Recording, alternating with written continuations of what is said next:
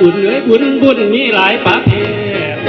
เพิ่นว่ามีทางบุญพระเวทได้แก่เขาเผาผีเพราะบุญนี้เคยมีพวกพี่น้องที่ตามใจ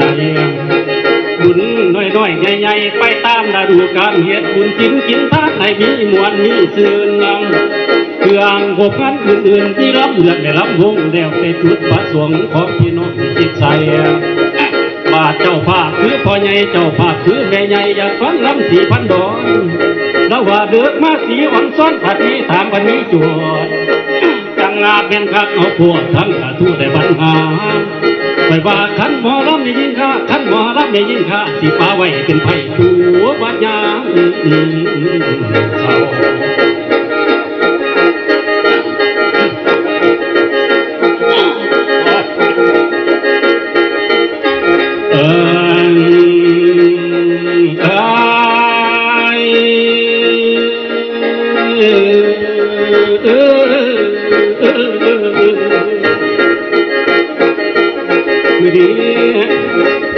ขอย่อมือนอกนี่คุณผู้ผู้สอนสั่งคุณพระสังฆเจ้าที่จ่อไว้ที่สูง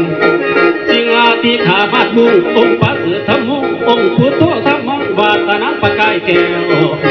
ขอจงแววใจขาปัญญาไว้ใส่ซองพร้อมทั้งออกตรงนั้นให้มาคำสวยสูงยากเมื่อพูดอะไรสิปุ่มอาจจะเป็นก่อนขอให้เสียงสอดใสสิลันมาอยู่นานกับคุณตอนนั้นตอนนี้นั้นผู้คุ้มและนักตะกวงผู้คุ้มให้ติดฟ้าอันนี้ให้ด่วนมากาพุทธแม่แก่นกาพวกทำกันให้จงมาสุ่มสดสวยยกบาลังนอนอยากมีข้ามีขอนทั้งสมองให้ได้เบียนซับเบียนให้ถือตอบอย่างหมดขาดจิตวันเดียวกาคุณเทียบอีกคำผู้น้องอยู่แดนสวรรค์ผู้พระองค์ที่สำคัญให้ช่วยสู้บัดนักนอนบาดยามลำยามก้อนคนเขานอนจนให้ตื่นให้สะอื้นเป็นหิ้งเขาตื่นมากาสิขอโชว์ไว้สิร้องควันไว้ควันสวยพระพรบัดนี้สิร้องไว้ควันส